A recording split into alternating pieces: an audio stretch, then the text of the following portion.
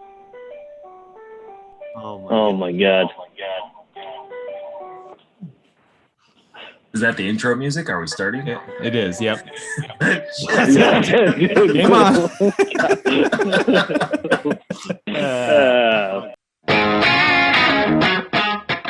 Welcome to Vital Traditions Podcast. This is the first episode. I'm Dustin Murphy. We got Sam White and Alex Murphy, three founders of Vital Tradition.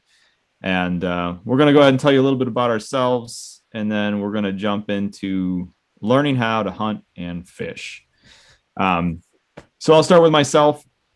I'm a father and a husband. I've got three kids, twin boys that are 4 years old, and I've got another boy that's 3. Circus at the house, but it's fun. They're just to the age where they're starting to really love the outdoors. I took them hunting with me for the first time last year. Wasn't really hunting. It's just walking through the woods. We called it hunting. And took them fishing a few times. They loved it. So looking forward to many more memories to come. I'm a clinical anesthetist at UW Hospital. It's my day job.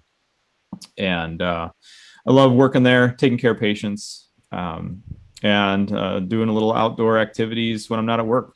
And that's kind of where my passion is outside of taking care of patients. So history, I've been hunting only 2 years now. I've successfully harvested my first animal in fall of 2019. So I'm very much new to hunting. Not quite an absolute beginner, but not far from it. As far as fishing, I've been fishing probably 25 years-ish. Definitely started as a kid, had grandparents showing me around, catching perch on Lake Erie, and plenty of panfish at the family cottage. So that kind of built over time into a couple BFLs, some bass fishing with the fam, and it really exploded when I moved to Madison. When I started my professional career about 10 years ago, realized what inland lakes were, and the opportunities that Madison had were just tremendous. So anything from panfish to muskie and everything in between. It's just awesome. There's, you name it, you can fish for it, and you can fish for it any way you want. There's a way to get it done on a fly rod, conventional tackle. The opportunities are really out there to do just about anything. So it's been fantastic. Started a guide service with Noah Humfeld, Madison Angling Guide Service. He's still rocking it, still doing it full time. He does ice fishing and open water. So he's guiding all year round. Fantastic guide service. If you're in the area, definitely book him. It's awesome. So that was a fun little adventure getting that going. Helped set up the website, wrote some articles. We got a small library of articles there with some more local fishing reports and media, but for the most part, it's a guide service with kind of some ancillary benefits. But that was back in 2015. Started that project, did it for a couple of years, had kids in 2016, and that just kind of like derailed the train in a good way, but also like just shut down everything fun outside of work. So it was kind of crazy, but life is on the rebound for fun stuff. And like I said, we're starting to get the kids to the age where they can start to do some of the outdoor activities I was doing pretty hot and heavy before we had kids. So that's the quick and dirty on my story. I'll pass the baton here to Sam White. I don't know if that was quick. Oh, okay, well, but you're welcome anyway. Name's Sam. Obviously, we're all family members. My hunting and fishing experience goes back probably till 5. I started hunting at a much younger age, about 10 years old. Primarily was a waterfowler for all of my teen years. Took a break from hunting and fishing while in the military. Came back from that and basically got back into it hot and heavy. Moved, so I wasn't around the family units. We all used to hunt as a family. Our grandfather and uncles taught us waterfowling and hunting, and we primarily went with them. And I moved away from the from the family structure to another state, which means I had to start doing it on my own. And then some of the family migrated out this way to Wisconsin, which, gave me the opportunity to link back up and hunt and fish with family again, which was great. I mean, we would make time to get together at the family cabin, like Dustin was saying, and do little like fishing tournaments and 4-day weekends and stuff like that between work and just get together and experience the outdoors together and just have a all around good time. This site is the full-time job that I am doing now. We are trying to make this work, kind of an all-in approach. We'll see how that goes. And I'm a father and a veteran, and I have 2 kids as well. Age is a little more high than Dustin's. They give me a little more freedom. I have an 18-year-old who's getting ready to go off to college, and a 9-year-old who actually was her first hunting season this year. We were in the squirrel woods quite a bit, which was fantastic for her first season. So that's a little bit about me. Nice. All right, Alex, let's hear your take on our childhood. Hey, folks, it's Alex here. I'm Dustin's younger brother. We are separated by 17 months and a day, so you can imagine quite a shared experience growing up in terms of everything, not just the outdoors. But yes, so fishing since, as he mentioned, probably age 5 or so. And by fishing, it's a loose term at that age, mostly casting into trees, tangling whatever you could behind you, hooking your dad in the knee, those kinds of things. Things that, as they've mentioned, Dustin and I are just getting into the joys of. Sam has been entrenched in for a number of years. It's been a blast. So I have a daughter who's 4, going to be 5 in May, and I have a son who just turned 3. And their fishing styles are vastly different. She is much more patient, naturally being a little bit older, but it's great. Really excited to have them getting in the outdoors more with me. Haven't gotten them out ice fishing yet here in Ohio. That'll be the next chapter. But so yeah, I have a wife and 2 kids here in Columbus, Ohio. Grew up in Sandusky, Ohio, and made it here. So I've done a lot of fishing growing up. We just started hunting probably 2 years ago, same timeline as my brother.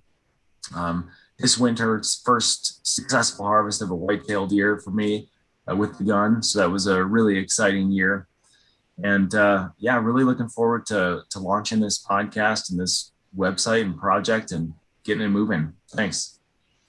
Yeah, it's been a lot of fun. I guess a perfect segue into what we are, what Vital Tradition is. So the plan was to kind of come at the idea that the 3 of us have been hunting and fishing for different periods of time through our life, but it was a core activity in the family.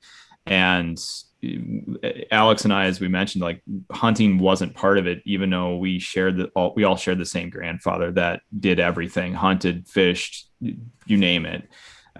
So we have come into hunting as an adult, and we're trying to figure out as we go, going through everything online, using YouTube, learning how to hunt in our late 20s and 30s, basically.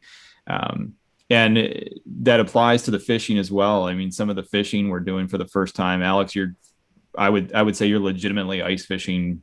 This year is your first year legitimately ice fishing. Basically, you've done a little bit of it. Sam's done it once, and we didn't catch anything. So I don't know. Call that what it is. Yeah, it was awesome. Great experience. Yeah, it was a little car ride on the ice. But so basically, we're all kind of coming at different angles, different activities that we've really never done or done once. And we figured, there's got to be a lot of other people out there in the same boat we are that just, either they had a mentor when they're younger and have since moved on, or don't have access to that mentorship, and now they want to get into something, or they never had a mentor, or they just weren't interested. Every scenario is different. But no matter how you come to the table, we're all adults. We're all trying to figure out some aspect of hunting and fishing for the first time. And I feel like every year there's something new to get into, something new to pick up and learn, which is fun. I mean, that's the fun part about this, is like we all legitimately love learning something new in the outdoors. So it just came natural. Like, okay, so somebody else has got to be asking these same questions. Let's start putting some stuff together so that we can be kind of like a community of beginners and help each other out. Like, okay, so I figured this step out. Like, man, I learned this the hard way last year. Like, dude, falling face first into a bog, not fun. So don't do that on your first deer hunt, especially when it's cold, and you get wet, like not cool. But on a serious note, we did write some blog articles to start. We started with a website, and we kind of had this idea back mid-pandemic year 2020 was like, okay, so we want a collection of knowledge online that kind of lives and anchors so people can reference it when they need to. Obviously YouTube and podcasting is a really current and popular way to communicate information, but it's not always the most efficient or accessible depending on what you're doing. There's plenty of instances in people's lives where text or website articles are still very relevant, and you may not be able to connect to audio or listen to something, but you could read. So there's still benefit to having information through articles and finding stuff through Google searches and stuff like that. But we're excited to do the podcast and YouTube all at the same time. So we've got kind of a tiered approach to getting our experiences out, how we're learning mostly the hard way. I mean, we're reading a lot on our own, following other podcasts in the outdoors and really enjoying that. But we're kind of getting our information out and how we're learning stuff via those 3 channels. We've officially launched the YouTube channel. There's only a couple of videos on there, but we're going to keep rolling and try and do one a week going forward. But that's going to be a little hit or miss as we try and figure out video editing. And as some of you may know, it's not easy, but we just feel like it's kind of a fun project. So we'll be moving forward with that, and with the podcast as well, which is another really cool medium where we can all get together, share our stories, and hopefully give you guys pieces of information in passive conversation that you might find valuable that we just overlooked, and vice versa. So you just get 3 different opportunities to get information in different ways that may impact you slightly different than somebody else. So that's kind of the basic rundown on what Vital Tradition is and what we're trying to do. I think there's still a lot of things to get excited about here in February 2021. We're coming out of the pandemic, and it was a crappy year for everybody. I don't think anybody's going to hang their hat and say, man, awesome year. Loved it. So awesome. But silver lining, I feel like if you talk to somebody long enough about 2020, there's got to be a silver lining somewhere, right? So whether it's more time with family, I mean, that's not good for everybody, but for some people, it was awesome to spend more time with their kids. Depends on who you talk to. But I will be very honest and say 2020 was one of the best years in the outdoors as far as hunting and fishing I had, specifically hunting. I got my first turkey ever, and it happened to be opening day in Wisconsin on public land, and no decoys, no pop-up blind, just literally sat on the ground. 5 minutes later, shot a jake. Absolutely incredible. I'll remember that for the rest of my life. Shot my first deer with a bow in the fall on public land. Same hunt, same property I shot the turkey. Just absolutely incredible. It was a memorable year. We figured a lot of stuff out. Harvested multiple deer. Obviously the one with the bow, but I had three deer down with a rifle, and one of those was in Ohio with you, Alex, for my first out-of-state hunt ever, which is kind of a little bit funny because it's out of state for me now, but it's my home state that I grew up in. So it was going back, but paying an out-of-state license to hunt in my home state. But it was still awesome. We hunted a family property that we grew up learning the outdoors on. So it was just a very poetic experience. Short actual hunting time, which is awesome. Speaks to the success of the property it was set up and how amazing it really was. We hunted for an hour and a half and it was over. Shot 2 deer back to back, and yours was an absolute stud, and mine will taste delicious when I get it back. The other thing that's interesting about that hunt is the size of the property. Yes, 13 acres. 13 acres, 2 deer in 2 hours. Just amazing. That's 2 deers what we shot. And you guys got a turkey off of that property as well. Yeah, that's true. Earlier in the year. Yeah, and a fall turkey came off that property as well. And we actually had 4 more deer run through that morning that we didn't shoot. So yeah, it's very interesting the way that property's set up. It's right in between a track and a creek and woods. It's just kind of like right in the middle of these bigger pieces with surrounding ag on the backside of this timber, with a power company coming down the middle of it that's just CRP in between these wood stretches. It's a crazy, strategically awesome spot to hunt, and our uncle just happens to own that little piece, and it was awesome. It really was a cool hunt.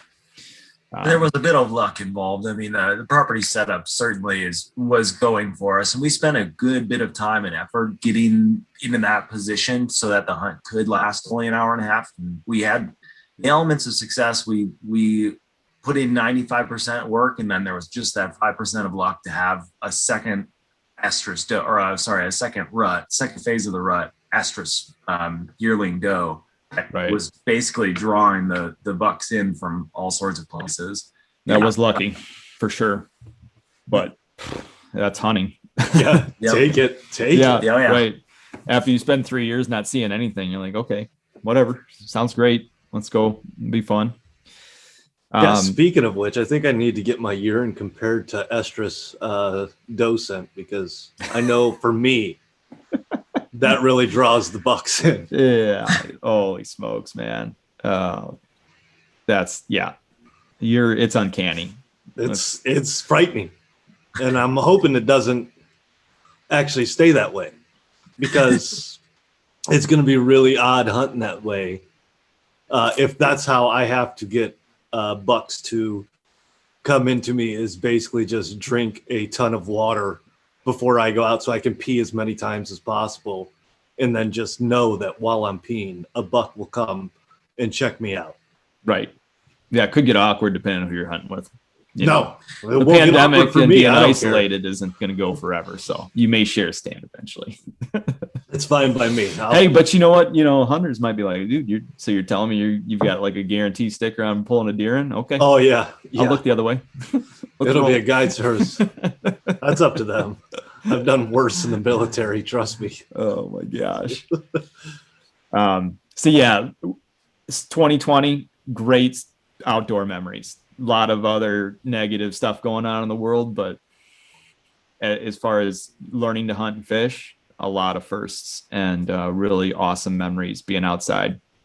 Yeah, get some fresh air and collecting our own meat.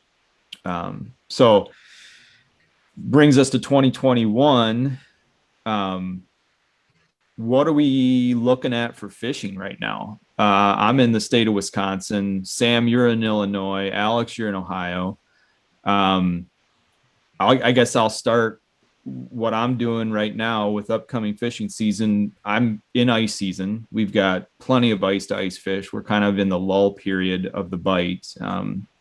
Usually February is one of the tougher months to, start getting things to bite through the ice. But you can legally fish trout, catch and release in Wisconsin right now on any streams that are open. They just voted last year the bass is catch and release almost all year. And you can keep them as of May. That used to be the opener for game fish, but so that legally changed. But you'd have to ice fish for them basically now. Anyway, I think Wisconsin River, there's sections that are open, so you could fish below like the Prairie to Sac Dam and run into walleyes or, smallies or something, but it's just, a little bit lower percentage. But really, I'm looking forward to March and April when you start getting some of the stuff open up. You get the runs for steelhead and trout streams. Really, like that's my favorite time to fish trout. Is actually historically, before you could fish bass, I would take those 2 months and I would just take a spinning rod and a fly rod and go catch trout with the driftless area being 20, 30 minutes away. Just fantastic opportunity to get out and catch some fish and get away from the city. But that's kind of what's coming up here in the first quarter of the year for me. Sam, what do you got going on in Illinois? For fishing, absolutely nothing, because I'm not really, ice fishing's not my jam. Yeah. So I will be looking forward to come April, once ice out happens. Once I see a large enough pocket of water that I can cast into and reel in, I'm fishing. So Okay. I'll be smashing local waters near me. And my daughter Raquel, she started last year and she had a blast because we actually have an Isaac Walton near us, and they stock it as soon as ice out's in with trophy trout. The eaters. Yeah. Oh yeah. Nice little farm trout. So, you hook up that 3-pound test and you got an ultralight, and then you get an 8-pound trout from a farm. And she had a great time with that. Yeah, so we'll be doing that more this year. And I know she wants to do bass fishing more this year and get off the panfish. So we'll see how long the patience holds on that, because she's good for like 2-3 hours. So, which is fine. It's like, 8 times the attention span that I'm dealing with. So Yeah, I know. Well, yours is also still in the danger zone. Like, I don't worry. Like Alex was talking about, like his kids, like what a nightmare to just give a 5-year-old a fishing pole without a hook on it, but just like a dummy lure or something, and just watch how careless they are with that thing. It's like, how many times would I have gotten hooked? Like, right. Which, it runs the risk to teach them, but, I'm sure most people are trying to avoid. I will tell you, hot tip, ice fishing, there's no casting. And so like they never see anybody cast a rod, and like, so it's never even in their mind. They just assume the only thing to do with it is to open the bail. My kids have never tried to cast that thing, which is incredible because it's WWE every night and everything's a sword or some sort of baton. It's seriously, they're fencing with magnets, like, but somehow they just never like trying to poke each other in the eye with a fishing pole or cast it, which is fantastic for me. Yeah. Correct. Until the water opens up. Correct. So that's the fishing. Just get after it. Obviously, we want to do some trips together this year, hopefully, and get together with as soon as the vaccines and all that nonsense actually open everything up, because it gets to the younger people. Right. And get together and do some fishing and do some trips together for maybe some unique species, or hit up the old classic bass, which most of us have been fishing for quite some time. Correct. Alex, what do you got cooking in Ohio? Well, you mentioned it earlier. We're just now getting safe ice here in Central Ohio. I was on 3 inches today at a local pond, going after bluegill and crappie, and really anything that would bite. So we have ice now, and we'll probably have ice for the foreseeable future. We have a polar vortex blowing in next week, so we'll be adding some ice the next couple of weeks, I'm assuming. So we'll probably have safe ice through February, but things are really variable around here, and things warm up quickly. So I wouldn't depend on safe ice much into March. When the ice is out, or even when the ice is in and water is still flowing, I really like to hit moving waters. So I like to hit spillways below dams are popular. On the big river systems here in Central Ohio, specifically for saugeye, for hybrids, for some of those cool water species that are supercharged during this time of year, but can still be caught. And they're not, you're not having to hit them in the head. They'll still move for a bait. So moving waters in particular for those species, and then ice fishing for now. But I think, as you mentioned, Sam, the desire for open water is definitely there. I was lucky enough to have my brother give me his boat last year, and this boat, it's been great. We've gotten Maeve out. Maeve is my oldest, my daughter. She's good. She's really good in the boat. So I think what I'm most excited about this upcoming fishing season is getting her more on some fish, getting the boat out to some local areas.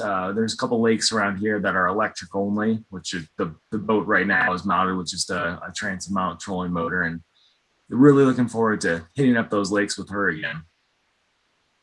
Nice. Yeah, that'll be fun. She's at a really good age to really, really enjoy the time out there with you and fish, like legitimately enjoy fishing. Like, I feel like my boys like it, but like I said, their attention span is 15 minutes, and then they want to hear a Frozen soundtrack or watch a Blippi or something. It's just, yeah, we're getting there.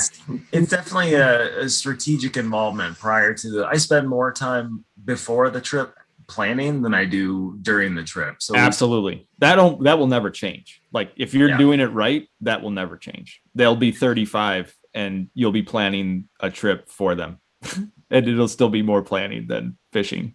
Like, it's just, that's what it is.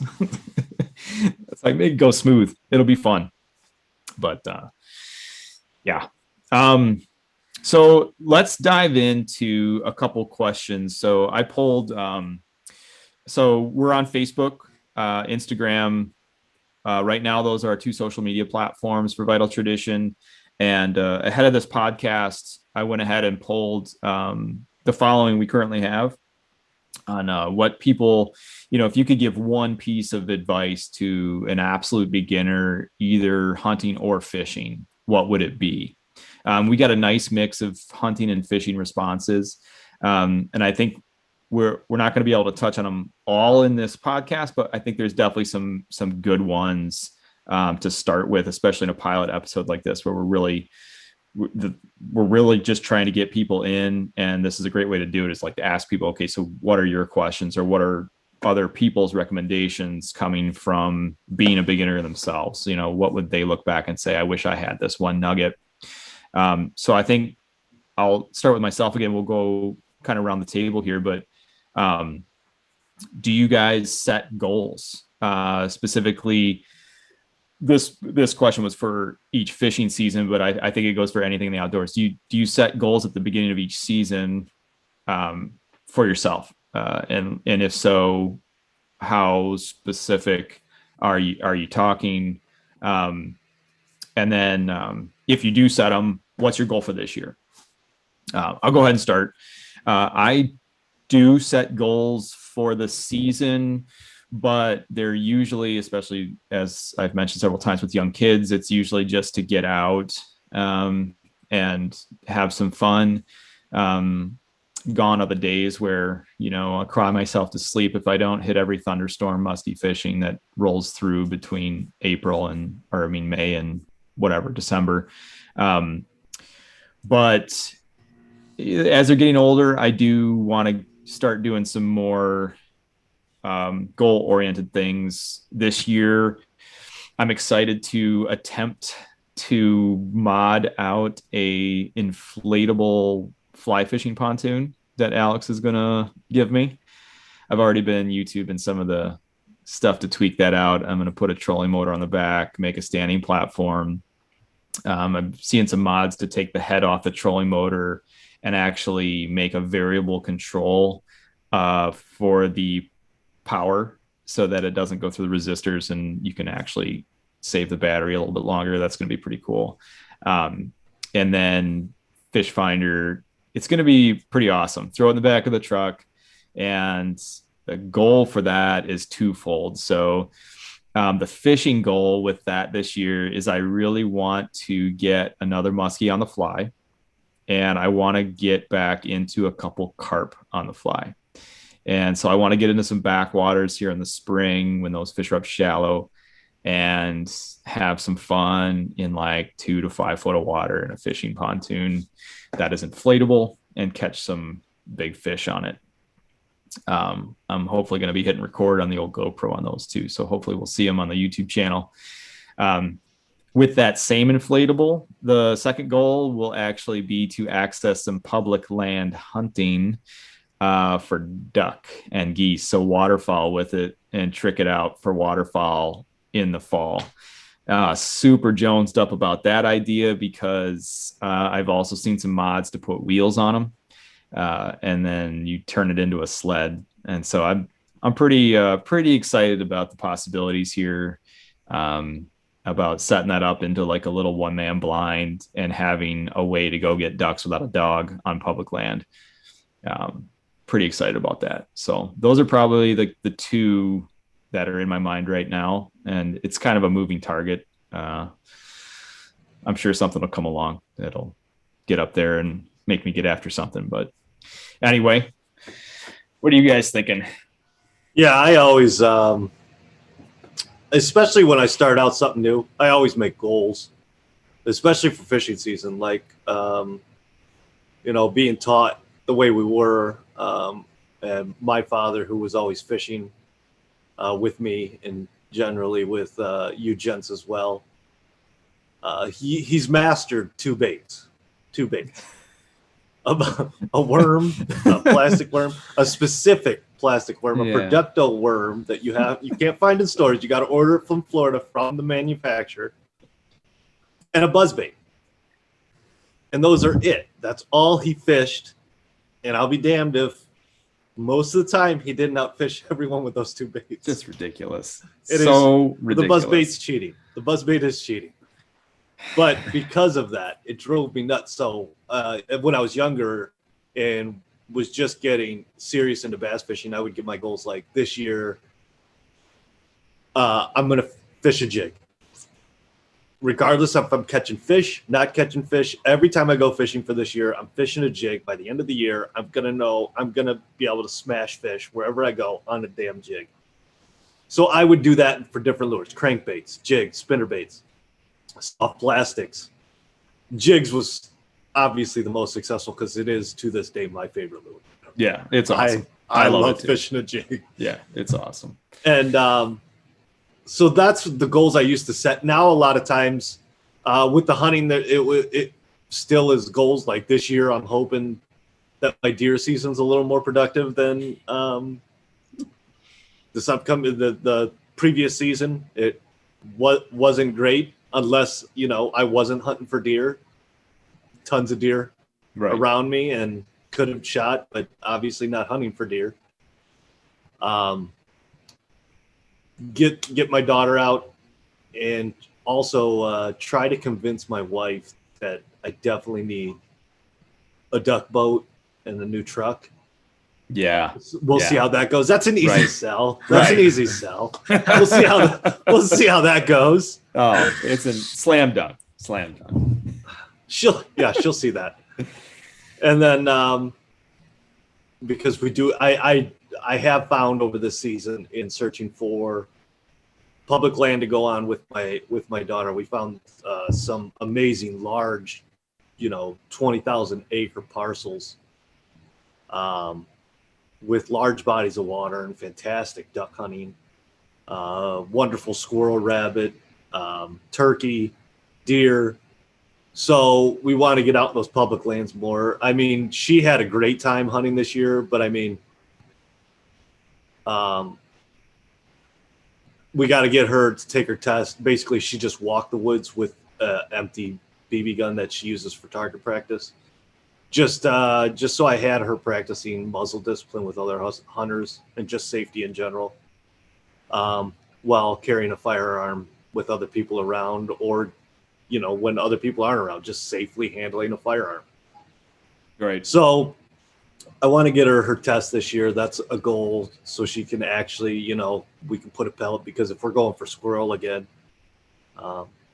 she can put one pellet in there, and she doesn't have to have the firearm. And if she's got her license, she can take it with a squirrel and just slowly work her up to an actual firearm.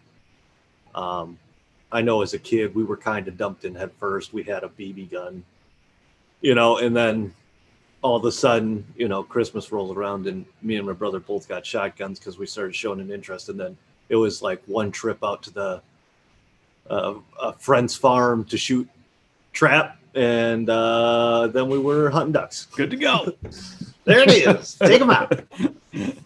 So most of my goals now, now that she's showing an interest in the outdoors and being out there with me, a lot of my goals are centered around getting her first experiences and just passing on that knowledge of my experiences, and then just sharing with her, creating, as my mother would say, we got to create those memories. Right. Jeez. I know you hear it a lot, but it's so true. I mean, really, it is true, but it's what it's all about. Hopefully they don't watch this. We'll never hear the end of that. Yeah, that's true. Yeah, and they probably will. So, all right. All right, Al, hit us with yours. Let's see here. I feel like a lot of mine were pretty ice centric this year. So I picked up a new a flasher or electronic unit, I guess, for a better word. It's a Lowrance sonar and flasher combo. It's an all season pack. So I have a transducer for ice season and a transducer for the boat. So a lot of it was centered on trying to use the electronics. If you haven't used one of these portable handsets before for ice fishing, it takes a little bit of learning.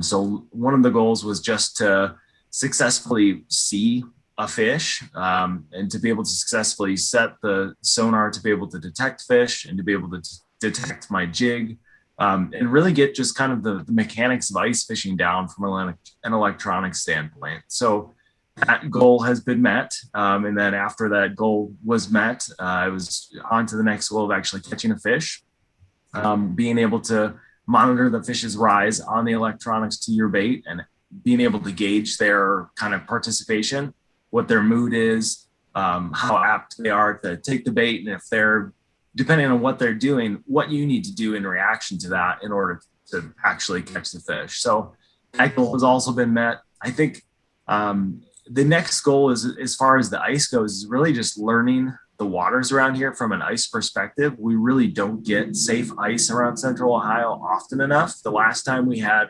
safe fishable ice was probably 2 winters ago, and that was probably for a week or a 2-week span. So with the exception of traveling up to see you guys in kind of the frozen tundra, it's probably going to be a rarely used skill, but it's one I want to make sure is always sharp. So quite a few ice goals this year.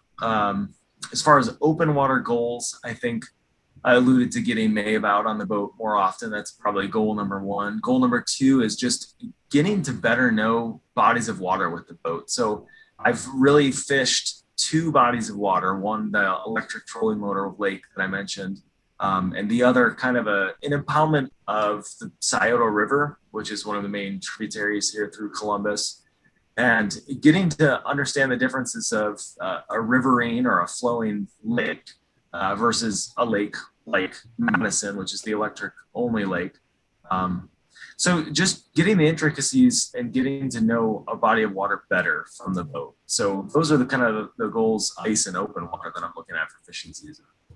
So, I mean, that's perfect. It kind of rolls right into the next question, which I felt like was kind of a piggyback, but what are you doing to prep when you are planning to fish a new area? Like, obviously we all want to learn new spots for various reasons, but what are you, like, let's say you decide to go try one of these new areas. What are you doing to prep for that? Obviously you mentioned you're using a boat, but this could be from shore or with a boat or on ice. I mean, any of those fishing specifics, what does that look like for you personally? Like, what are you doing different than if you're going to somewhere where you're going and you've been there? Gotcha. I guess as far as, there's kind of 2 paths you can go, and I definitely recommend doing both of them jointly instead of just doing one or the other. So there's a certain amount of research you can certainly do yourself. It's the 21st century, so pick up your phone and get on Google Maps. Take a look at whatever information is available for your lake. Take a look at the satellite layer and try and pick out any areas that are different. So you're looking at the Google Maps layout of your lake or river that you're going to. Try and identify any obvious things from the air that might attract or hold fish. So they could be man-made, they could be docks, they could be impoundments. So anything on the map that kind of sticks out to you from an aerial view. So I think in addition to holding fish, you need to know how to get to the lake or the river. You need to know how to access it. So if it's surrounded by private land on 3/4 of the area and you can only access it one way, you need to know that. And that can be especially useful when ice fishing or when access can be a little bit trickier. So maybe it's the spring and rains have really muddied up one particular area, and you know from the map or from a little bit of research on your own that a different access area is better. So certainly go deep into Google and figure out what your lake looks like, how to get to it, and how other people are using it. So that's kind of where it gets into the other realm. So you can certainly research by yourself all you want, but tap into other people. We're a social species, and it always pays to get other people's perspective. So certainly reach out to your ODN, your natural resources officer that lives and works in the area. They're probably experts. And with a little bit of talking, you certainly don't want to just sound like you're trolling for information, but sound genuinely interested and try and get as much information as you can from them. They're usually really helpful and really earnest in terms of the information they provide. They're not like some Joe Schmo that might say, oh yeah, they're biting this when they're actually biting that. So right. They're incredibly helpful. I've had great experience doing that, hunting and fishing. I've called for hunting like when I was an absolute beginner bow hunting, same thing, crazy helpful. Just nice people and a resource that's there. Like give them a call. It could be intimidating, but it's probably it's a great starting point for information. Yeah, and if the body of water is big enough to hold bait shops, that's another great source of information. Correct. Because they just go in there, and if you're in the shop, they'll engage you in conversation. They'll tell you what people are buying. They'll tell you what other people are coming in and telling them. 50% is probably stories. You just got to kind of decipher that information and pick out what most likely is the truth just based on your knowledge and experience as well. But right. You can get a lot of great information from a bait shop or your local, like taxidermist or stuff. If it's regarding hunting and stuff like that, your sporting goods shop, if it's dedicated to hunting, a bow shop, anything like that, you'll get a lot of people. They're not obviously with the hunting. They're not going to be like, hey, here's my spot. Right. Here's the GPS coordinates. This is where I'm slaying them year after year. But yeah, just don't come on October 12th, but anything else is fine. Yeah. All those are great. I think if I had to kind of think how I would approach new body of water now, it would be different than how I would approach it as a beginner. So hopefully by going through a little bit of what I would do now, going to new body of water, boat or shore, I think the process would be almost exactly the same, with the exception of maybe planning for time management and access, I think are the two differences, but the tools and the process is almost identical. Internet, first and foremost, utilizing, as you guys mentioned, DNR websites, not only for call out resources, but they've got most of the lakes that are managed have information online about them. So first you have to figure out what you want to catch, because that's going to pretty much make where you're going. Once you determine the species you want to target, then you can really start to filter some of the bodies of water within your distance you're willing to drive based on the amount of time you have to fish. So that's the other big thing that you got to figure out way up front is how much time do you have to commit? Because that's going to totally change what is actually accessible to you, regardless of how easy it is to get on the water. If it's 6 hours away, you have 4 hours to fish, that math doesn't add up. So I would say figure out what species you want to fish for. Second, go online and figure out what is close to you, like what are your options within a radius that gives you the max amount of fishing time, and also gives you a pretty decent chance to catch a fish. So I would try and balance those two factors. So it's a time efficiency, like time management equation, along with, okay, so yeah, it only takes me 15 minutes to get to this pond, but there's one bass in it and it's a 10,000 acre pond. Okay, well, that maybe I spend another 30 minutes on the road so that I can catch fish for the less time I have to fish versus having more time to fish in a pond that has one bass in it. So it's kind of stuff like that where, and you're not going to know that without being there, but you can get a good vibe from the information on the DNR website. So you can figure out how big the body of water is, when it was stocked. So you can see some stocking records if they're stocking. In conjunction with the DNR websites, go on YouTube, go on forums, lake links. I mean, again, you're going to get a lot of ancillary information that may not be truthful. You have to weed that out. But if you're seeing YouTube videos, Facebook groups on the body of water, and people actively posting, you're going to get a vibe that, yes, I have a chance to catch this species of fish in this body of water. And depending on the frequency of the posts and the time of year, you could kind of get a gauge on how likely you are to catch that species in that body of water. So that added to your time factor in travel and access, then you start to get a little bit more refined on what your options really should be. And you really haven't even picked a lake yet, but you're kind of maximizing your efficiency and success by doing that first, without fishing a body of water, obviously. So you get to the lake, before you get to the lake, then you figure out the access part, which is what you were talking about, Alex. Like, that's huge. Like Google Maps, you're going to want to, once you pick a lake and you're happy with the amount of time you're going to be able to spend on it, whether you're using a boat or you're fishing from shore, then you want to figure out on that lake where you want to fish to maximize your success, and make you the most efficient in your experience. So yeah, access, structure.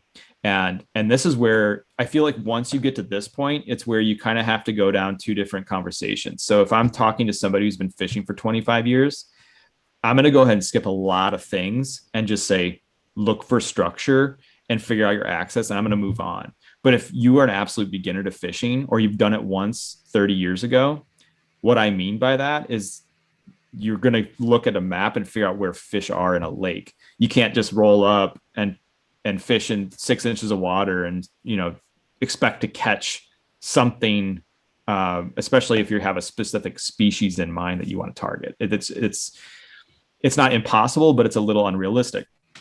So that's kind of where you gotta have to figure out, like, okay, so am I doing this for the first time? I'm going to have to ask a lot more questions before I even leave my house. Don't go in there expecting a ton of stuff to happen on your own without really talking to people. Like you guys mentioned, like reach out to somebody about fishing in general, in addition to about your specific body of water you're going to go fish. So if you're going to go bass fishing, ask about the lake, but also ask about just bass fishing. Where are bass this time of year? Like, are you going in February? Are you going in October? Are you going in June? Are you going in the Northern Hemisphere? Are you going in Florida? Like, all these things make a difference. And they're not necessarily specific to the body of water you want to fish. So you're going to have to ask more questions if you're new. And we're definitely going to cover a lot of that, but you can tell already by this answer, it's a lot to process, but we're going to try and break it down so that you can start to ask some of the easy, basic questions that get you going the right direction without wasting a lot of time on dead ends. I think we will touch just briefly bank versus boating. So in these instances, like a subtle difference, you're going to look for boat launches with a boat. So that is an obvious difference. But if you have a boat, you need to find a lake that has the access to launch your boat. And depending on what type of boat you have, a dirt without a dock may be okay, but you got to look at the depth of water. Like, is it, a huge, shallow flat for a long time? And you may not be able to launch your 21-foot fiberglass boat in 6 inches of water because you just literally wouldn't be able to back your car up far enough, stuff like that. Yeah. On top of that, just like Alex said, with these public lands, you also have to check if you're even allowed to have an outboard on that lake. There's a Right. lot of electric only lakes that you can only have electric motors. I know some of the ones I fish, you can't even have an outboard on the boat. Not Oh, that really? you can't Yeah, use actually, it. that You can't makes even sense. you Yeah. can't even have it on the boat. Yeah. So Because those they yeah. can't verify you didn't use it. It's like the same principle. right, You can't depending have on the a side, yeah, the bow size of the fishing lake. bow on your boat and then have conventional tackle. You can't have both because they can't prove you didn't use it. Correct. So yeah, and then I mean, as far as bank busting goes, I would just check the depths, whether you're new or not. See if you can get a topographical map of whatever body of water you're going to, and just get some depth images. But it's not going to really show. It'll show structure, but it's not going to show structure in the sense of actually going there. You don't know when that was surveyed. They Right. don't make a new freaking map every year.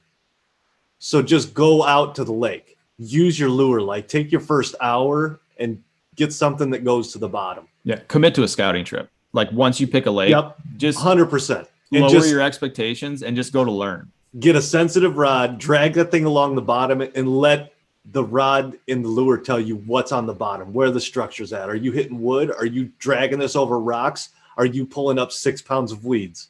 Right. How do the weeds look? They green? They brown? That all makes a difference. Right. Oh man, yeah. So that just tons of stuff to touch on there. I feel like we just barely that's scratched like the surface. That's a huge. That's a huge subject. Yeah. For people who've never done it, that's a huge subject. Right. But probably the biggest difference in my mind between the two, if you're looking to really prep, so now's the time of year to get all of that homework done. And I say homework, the things you can do online, over the phone, prior to getting on the water. The things that you have to do when you get to the water, probably the biggest difference in terms of bank busting versus using a boat is just the number of possible fish you can reach. So with a boat, you have the luxury of moving. You can reach different areas of water than you can ever reach from shore. So with that in mind, if you're prepping, for a bank busting trip and you have the luxury, not everyone has this. So if you have the luxury of rigging up multiple rods, so assuming you've come to the lake, you've done your scouting trip, you've figured out, yeah, there's some good water here that has some structure that the fish are probably holding to. I think the next step would really be kind of dissecting that territory throughout the water column. So having some things, either live bait or artificial, that cover different depths of the water at different speeds and present things differently for the fish. So you can figure out what kinds of fish are there, where they are, kind of what their attitude is, and how to catch them. So for the bank bound fisherman, it definitely pays to have some variability. Not that it doesn't pay to have that on the boat, but you have the luxury of moving on a boat and trying to find fish in different areas that you may not from shore. So folks that are from shore, if you can rig up multiple rods with different presentations that cover different areas in the water column, and if you don't have that luxury, maybe try putting on a snap swivel or something that you can change things out in the event that you're not catching things right away, or if you need to cover different areas or in different ways. So that's probably the biggest thing for me in terms of difference. Yeah, those are all great points. I think one thing we got to kind of like touch on in relation to that is the opposite. Let's say for fill in the blank reason, whatever limiting factor you have, you can only bring one rod and you can only use one presentation, or you only know one presentation. I think this ties into the next user submit question, was like, how do you go about chasing new species? I think everything we just talked about is exactly the same. You approach it the same because it's new information. So it may or may not be the same body of water you've fished, but you're gonna do your homework the same way on a new species. But I think this question really ties into this. Maybe you've never fished the species before. You're not really sure how to work these other baits that may give you different depths in the water column or present things differently, but you've never used it. So you have zero confidence. So you make 2 casts and you're like, I don't even know if I'm doing this right. Like, okay, so maybe this is supposed to work in like 1 to 4 foot of water, but not if I'm garbage throwing it. Like maybe I'm botching it and it's not even worth my time. So what what would you say going one rod, one presentation, maximizes your efficiency and success rate? And we'll just start with bass. So if you had to pick one lure, one rod for, let's limit it to region because you will know that. So a Midwestern inland lake, one rod, one lure for bass, what would it be? And let's say from shore. So that's the other thing you would know ahead of time, boat versus shore and your region. But I feel like everything else you could say, well, I'm not comfortable throwing a worm, or I've never thrown a drop shot or a shaky head or a Ned rig, or, I've seen spinner baits. They look cool, but what do I do with them?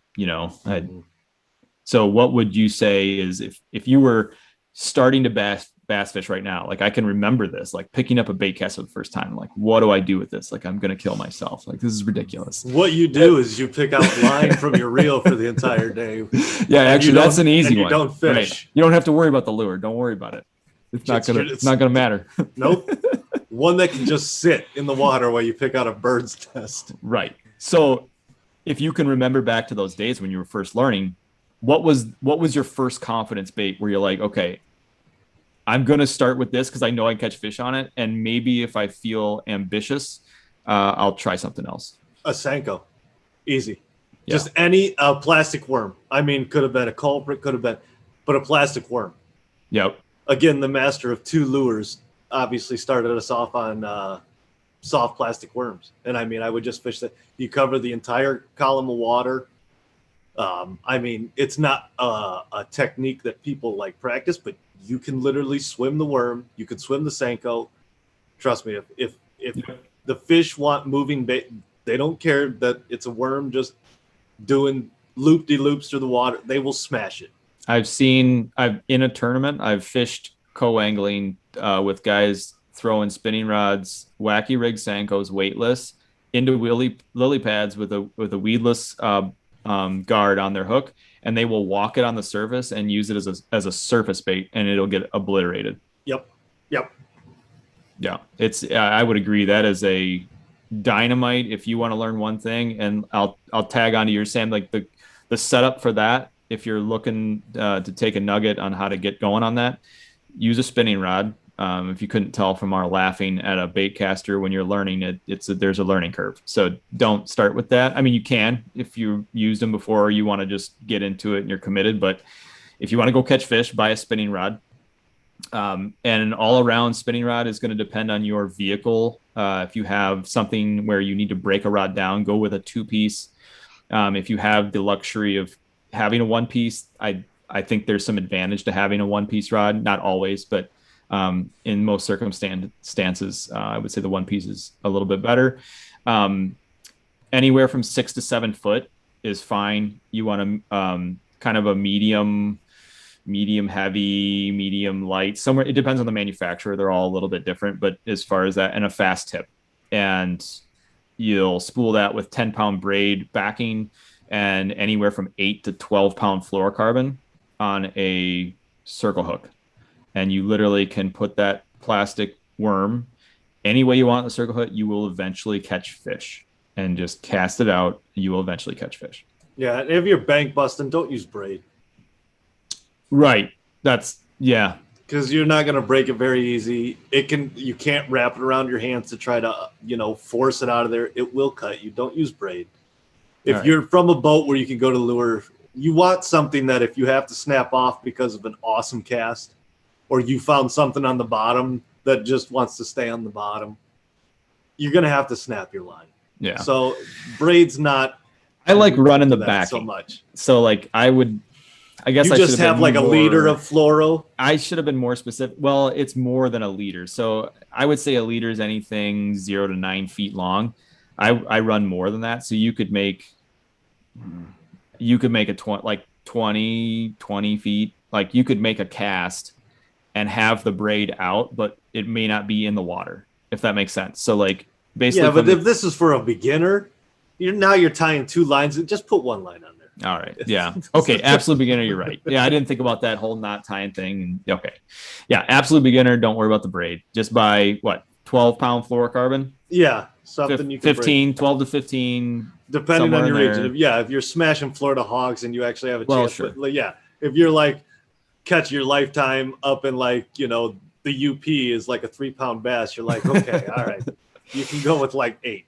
Right. But so yeah, that's an excellent point, and I wasn't thinking about that. But And yeah, the fluorocarbon has a lot of the fluorocarbon is kind of an intermediate for folks that don't really know about fishing lines. It's kind of an intermediate between monofilament and braid in terms of stretch and in terms of line memory. And by that, I mean, if you coil a length of monofilament line around something that's round, like a spinning reel bail, it tends to keep those coils if it's already been coiled and then shoot out of your reel if you've spooled it with just that. Yes. the opposite of a bird's nest. And the opposite of the mono is braid that has zero stretch or zero memory. So it will not do that. It will stay in its shape in a straight line. So fluoro has kind of the advantage of being an intermediate in terms of stretch. It's abrasion resistant. So if you're running over rocks, if you're running over logs or whatever, it can keep your line from getting weak and having the line get cut, you know, when you have a pretty good fish on the line. And it also doesn't hold water, and it's pretty much close to invisible in the water. So if you're looking for a line that's a really good intermediate line just to get you started, fluorocarbon's probably the way to go. And I don't think the UV rays break it down. I know mono UV, like exposure to UV rays, does actually weaken the line. I don't think fluoro's that way. They've got a bunch of fluoros that are coated now too, so it actually is. It's rather confusing to go buy fluorocarbon right now. The options are way more than when we were hot and heavy buying it. Yeah, you got a bunch of hybrid lines too. Right, and that's what I mean. Like some of it's like like a coating or I don't know, but it's got some secret sauce on it. right. No, but that's a great setup. I mean, it really is. You will use that until you are well into, like, I would say, average experience. Like that setup won't change. Like you will own that rod for your life and you will use it for your life. Even if you get into bait casters, you're going to eventually have a designated purpose for a spinning rod of 10 to 15 pound fluorocarbon. Like it doesn't matter what you're fishing for, unless it's like muskies, you know, you're going to probably have an application for it. So that's a great starting point because it will never go out of style. It's an easy one to learn on. So that's definitely where I would start, or where we all kind of would start, it sounds like. So I think the only thing in terms of rod setup, reel setup, yes, absolutely. A spinning reel is probably the easiest for most folks to catch on to. It's a simple operation of the bail. You flip it out with your finger or with a trigger typically. And the rod, certainly. The two-piece, the only advantage of the two-piece is you are able to scare ducks and your fishing partner when the top flies out into the water. True. So if you're looking to do something like that, two-piece. Oh, nice. Poke a carp. In all seriousness, though, the only thing I would probably change, one of the things I was, to answer two of your questions about what I first learned to be confident in when starting off for bass and what I would probably advocate for as a good all-around getting started for bass in the Midwest especially, would be a neutral buoyancy, either crankbait or a jerkbait. Because to the similar point of the Senko that you mentioned, being able to work almost any depth in the water column, certainly some crankbaits and jerkbaits are limited in terms of where they can go in the water column. You may not get all the way to the bottom, or they may not stay all the way on the top. Just the variability of action you can impart on that bait. And it's a versatile bait that you can use all year round. So there are a lot of options in terms of finish, in paint, in size, in weight, in the hooks that you have on it. So to my point about bank busting, especially, and being able to be versatile and being able to do things differently, because you can't necessarily work different water for different fish. Being able to do something different to get their attention is the key. So I think one of those kinds of baits could work in that aspect. Yeah, crankbaits are good, no doubt about it. I knew the Crankmaster was going to bring it up. Yeah, that's true. I knew this is go-to bait. I was like, dude loves cranking. Yeah, it is great. I think I think there's some limitations though from especially bank busting with a crankbait that you wouldn't have with a wacky worm or a plastic. I think getting hung up for a beginner is probably something you'd have to consider a little bit more than for us, but it's a great option like diversifying your options. It's I just good. wouldn't don't go buy a Rapella or something like that. Go look at the aisle bin. Yeah, the clearance, the go dollar bin. Because if you're bank busting, it's exposed hooks. You're going to lose some crankbaits. Correct. 100%. Yeah. Some in the water, some in the trees. some in the trees, for sure. Or blow them up against the dock. Bust cast them into things. Bust the bill off. They do break apart when you hit hard things with them. Yes, that's true. Oh, those plastic bills that they dive with are notoriously easy to break apart. Yeah, I mean, who's not like, I'm just going to creep this off this break wall. Yeah. I mean, just make this 40-yard cast onto the break wall. My lure should be fine. Drop it right against the wall. It'd be perfect. Oh, where's the splat? Oh, nope. Oh, okay. Nope. Rocket it right in the wall. Nice. Some manufacturers do use a metal bill. Storm makes a very nice crankbait called the Hot Tot. If you've never tried those. Excellent point. Oh, a trolling master. Oh, goodness. Those will always be in the bargain bin. Right. Yes. And they will catch fish. So they will catch fish. Despite our laughter, absolutely buy one if you're learning. They will catch fish. They do the job. Absolutely. So, I feel like we could probably go on a lot of that, and we're going to probably have to tease out like individual articles just to have more solid stuff on finer points. Cause this is it's really broad. So we're just kind of like breezing through some real basic stuff. And then, maybe we'll just take further episodes to really dive into some of these that you really could talk an hour about on one topic. But, this next one is just that. I mean, I'll bring it up, but it's like one of those, I think we should each of us just take like a little bit and hit it. And then that'll be that. But, we had a question submitted about fishing by season and conditions, and then like where to look and like what to use based on season and conditions. But that is just, man, like I think we've just started to cover, even in this podcast, we've started to cover it a little bit. Right. That is such a broad and deep topic, and it's still going to be a general guideline. It's not a, hey, here's the formula to just the winning ticket every time. There's so many freaking variables. All you're basically doing, especially with actually that's for fishing and hunting. All you're doing is trying to be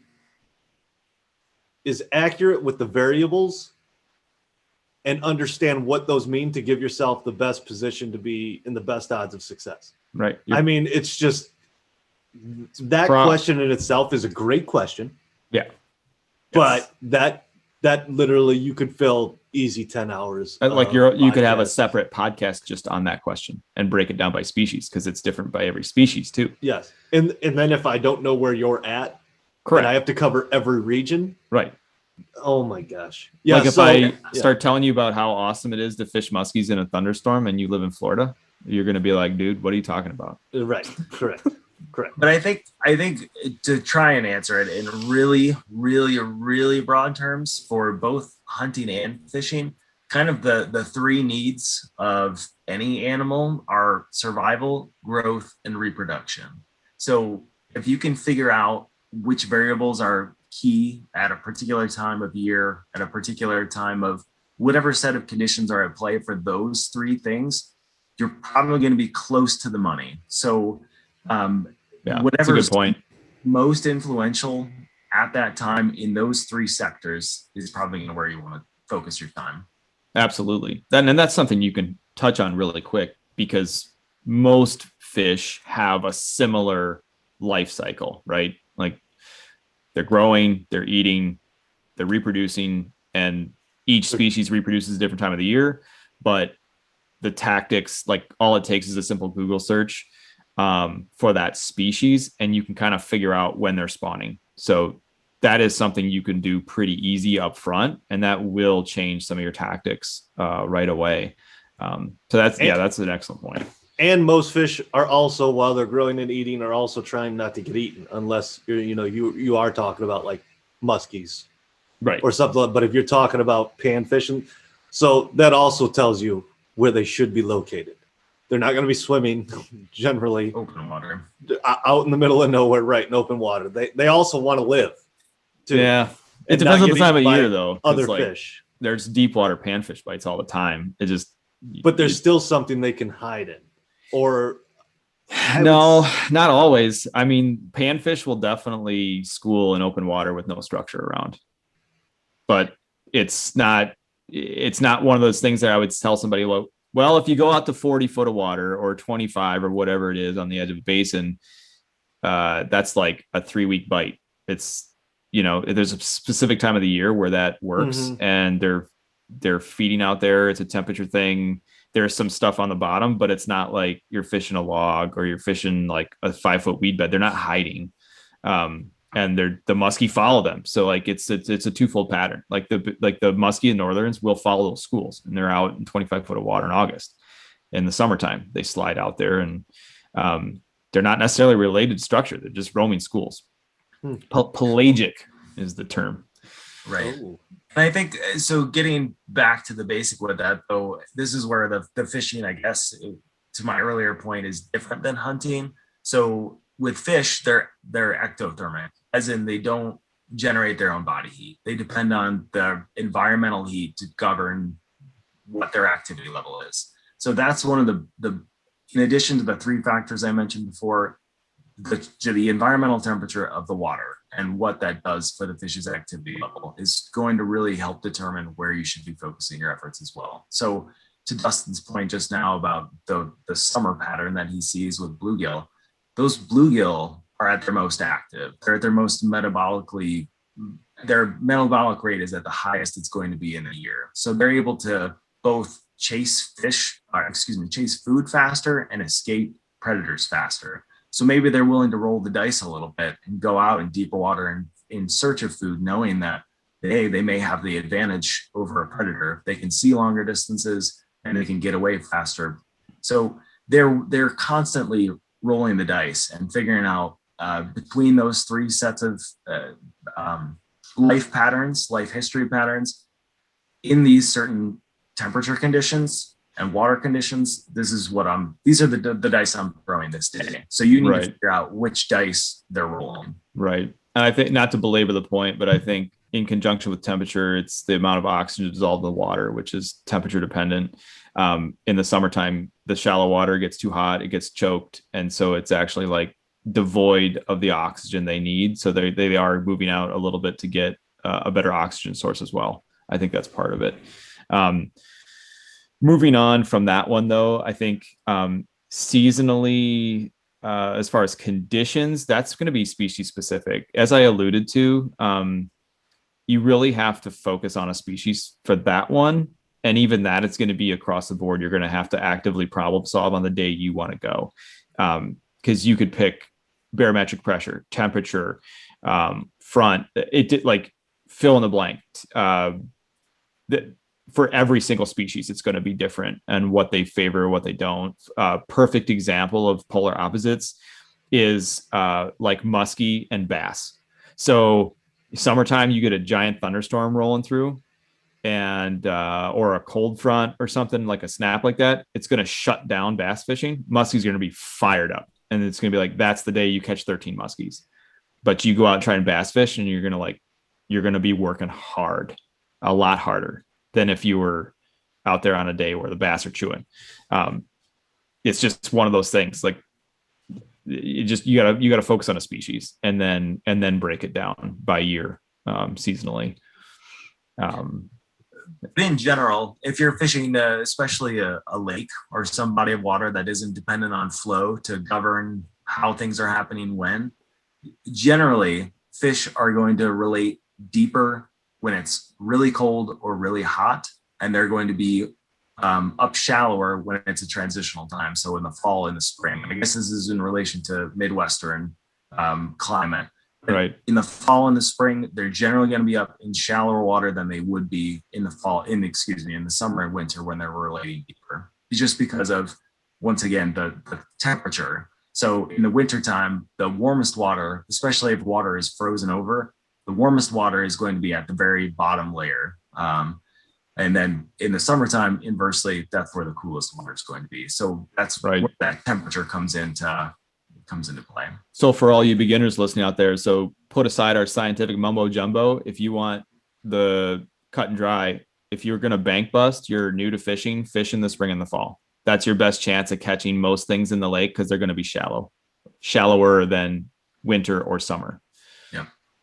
They may be more or less active depending on the species, but based on proximity, your chances go up of catching most species in the fall and in the spring. It's also typically when they're breeding as well. So not just in relation to food or temperature or anything else. That spring and fall are generally the runs of rivers or into shallower areas where they're spawning. Correct. One of the submits was pretty funny, but it is something to like touch on because muskie fishing is getting more popular, but it's just different. It's different than a lot of other fishing. It's more like hunting. You just kind of hang your hat if you see a fish. The mantra is they are the fish of 10,000 casts for most people, but some people they're batting 1,000. No big deal. Yeah, I mean, for some people, muskie fishing. I mean, I seen the comment, and I just didn't agree with the guy. I was like, I don't know. I've done it, maybe 5 or 6 times. To me, it was kind of like bluegill fishing. You throw your lure out there, muskie bite it. It seemed real easy. I don't know. It was so fun to watch. I mean, that's every guy's dream. Yeah. So, I mean, I don't, maybe, maybe that guy just doesn't know how to muskie fish. No, he's an awesome guide. But, yeah, I just happen to have a lot of luck with muskies. I don't know why. It's uncanny, but I think it's balanced by your amount of luck you have when you go to planned trips. So that is, I do. Balances that right out. Cursed home. But yeah, back to what we were actually getting at. Muskies, they don't eat as often as other fish. They have weird feeding windows. There's a lot of variables that put them in just a different category of fish to target recreationally. The hours you spend on the water per fish are way higher than most freshwater species. Like I'm kind of blanking on something that would even come close to competing because of their all year round metabolic rate. It's just, they slow way down in winter. They're not eating much. Most seasons are closed. You don't even have access to them all year round, at least in our state, and most northern states don't have an open season all year round for them. So you really have to commit to wanting to catch one. And even then you're not guaranteed. It's like I said, it's almost like hunting. Like I went 2 years intentionally fishing for muskies before I caught my first one. And that's not for lack of trying. I had a boat. I wasn't fishing from shore.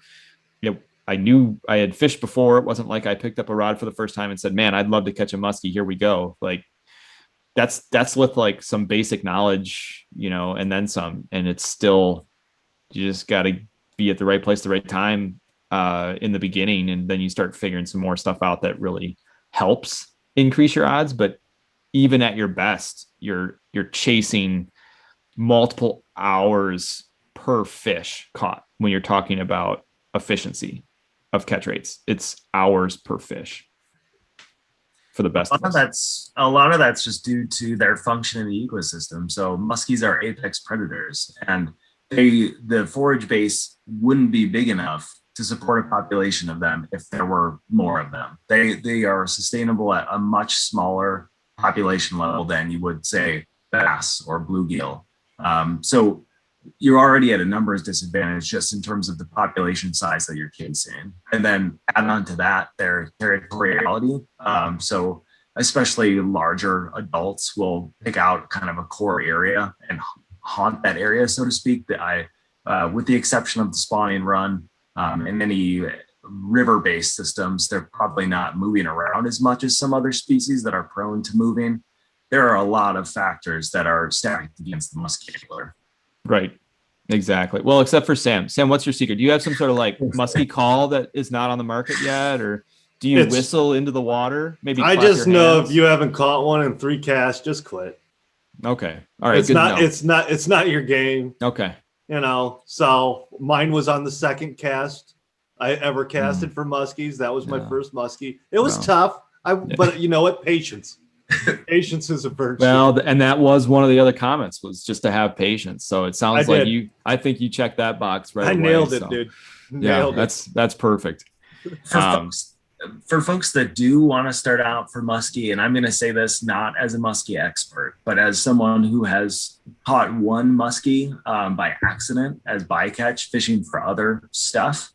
If you're looking to start out with muskie and you have a system nearby, it can be an impoundment or it could be a flowing body, especially a flowing body though. So I have the good fortune of being around an impoundment that releases water. It's a flood control lake, so quite a bit of fish get washed over the dam into the spillway and the water below it, in the river, below it. So the fish in a flowing system, in a river system, are usually easier to pattern and easier to predict.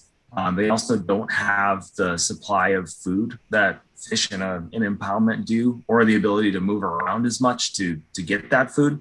So they're a little bit easier to catch. I wouldn't say a lot, but there is a certain bit of ease that's added if you're targeting muskie in a moving body of water, especially one that's below a reservoir or something that's stocked with muskie or has a natural population of muskie that can, in flood events, get moved downstream. So if you're looking to get started, I would probably go that way. And maybe if you've already got a bass setup that's on kind of the heavier side, medium heavy, or a heavy setup for jigs or something like that, just size up your bass gear and maybe start in the springtime. So I'm sure Dustin will get into it if we get into that fine detail, but muskies will generally be eating smaller stuff in the spring than they would in the fall and later in the summer. So if you've got a setup like that, a heavier bass setup, and you can target a flowing body of water that has some muskie in it, you're probably have the higher odds of success than just going to a lake and trying to cast around from shore. Right. Yep. I mean, excellent points. You're right about the spring thing. I think if you're trying to get into the first time and you're going to target rivers, if you have that option, you're going to want to consider access, because that's another little booger that comes up again is, you know, you may have that spillway, you may have that impoundment above it, but the river also limits your access, whereas a lake, you can potentially use all sides of it. So the river also really funnels your access. And then you also have conditions that make that area that may be the best fishing unsafe to fish for your safety. So just because the fish are there doesn't mean you can safely access it. So that's another really important factor we need to point out in all of this is do your homework on safety for the water you're fishing, whether it's ice fishing, open water fishing, boat fishing, shore fishing. Do your homework. Drowning, wear your life jacket. You know, where are you fishing? Is there current? This is all stuff you can look up online. If you're new to being on water, near water, you've never been there your whole life, you've been landlocked and you just want to get into fishing, internet, ask people. There's plenty of good websites out there that have basic information on what PFD regulations are, et cetera, et cetera. But like, just to start from us, like, let's be the first to tell you, wear a life jacket. That is the number one. If you're around water, if you're on ice, still wear a life jacket. Guess what? Ice is frozen water. And if you fall through, you will then float if you have a life jacket on. It's a good cold way to die without a flotation device if you go through the ice. They make float suits. So there's alternatives that are also meeting regulations that will float depending on your application. So ice fishing, the float suits are fantastic because they function to the same quality as a life jacket, but they double as your insulating warm layer and they are fantastic. They have pockets. They function in like 3 different ways for you. So they really up your game. They're pricey. But if you're into that thing, it's awesome. Open water, there's inflatables, which are pricey, but you're paying for convenience and comfort. They're much easier to wear. They're much easier to wear all the time. So you're trading off a few things. You're trading the fact that it has to inflate to function. So there is another mechanism that needs to happen for you to be saved in an event that you would be drowning if you didn't have a PFD, a functioning PFD on. So the cheaper option, which is already inflated, a life jacket that's just solid foam, takes that mechanical failure possibility out. It's already going to save your life if you need it, if you wear it. But it is bulkier, a little more uncomfortable. It may ride, it may pinch in some spots, and it may inhibit some motion, which could decrease your fishing efficiency. So these are things that you'll have to figure out what's important to you.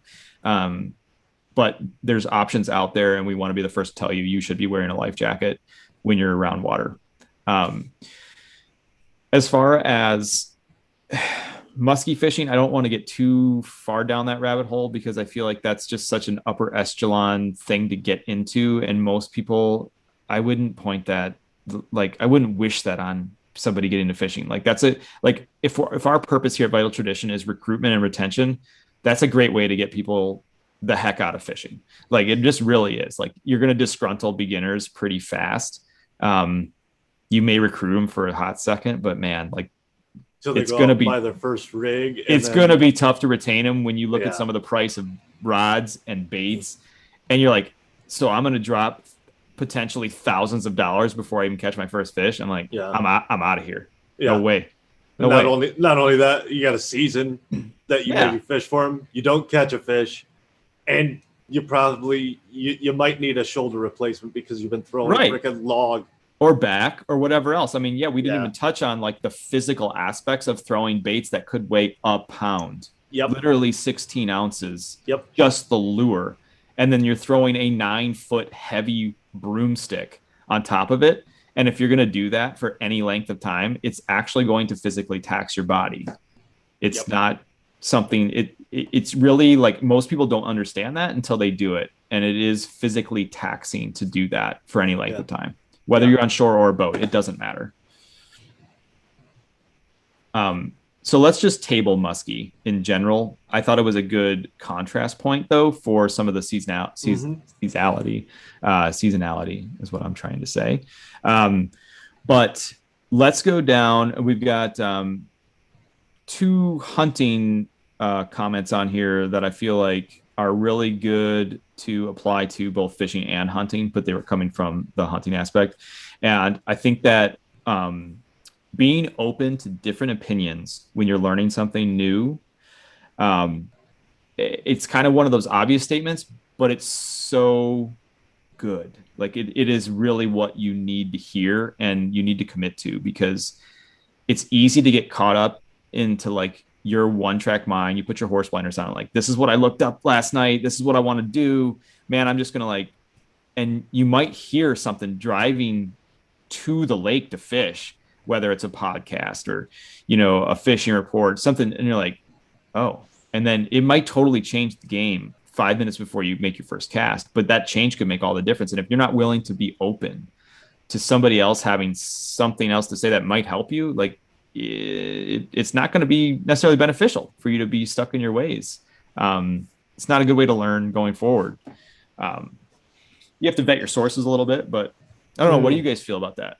Yeah, I think I think you're right on. I mean, with hunting, general information can be trusted. I mean, spots and stuff like that. Well, yes, spots, not no. so much. No. With fishing, yeah, you're exactly right. Sometimes your own worst enemy. I mean, we fished tournaments before where we started in one place and got our bites, went, and we were sure that the fish weren't there, even though we caught them there.